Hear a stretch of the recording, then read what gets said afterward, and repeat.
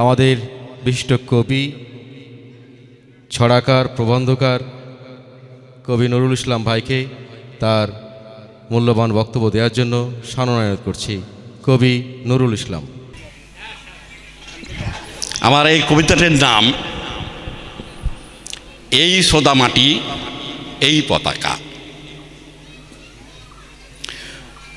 চলে যাব একদিন ওই দূর আকাশের ঠিকানায়, তবু কিছু কিছু ভালো লাগা থেকে যাবে চিরদিন।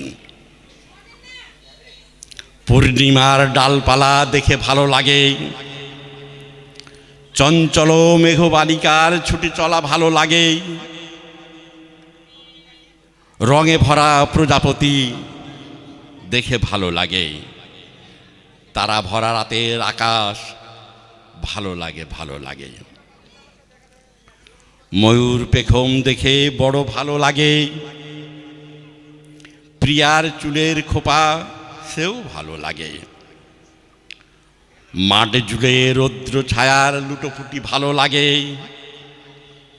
অচেনা পাখির গান সেও ভালো লাগে, সোনালি ডানার স্বপ্ন নেমে এলে ভালো লাগে, কিশোর কিশোরী কাদা জলে খেলে দেখতেও ভালো লাগে।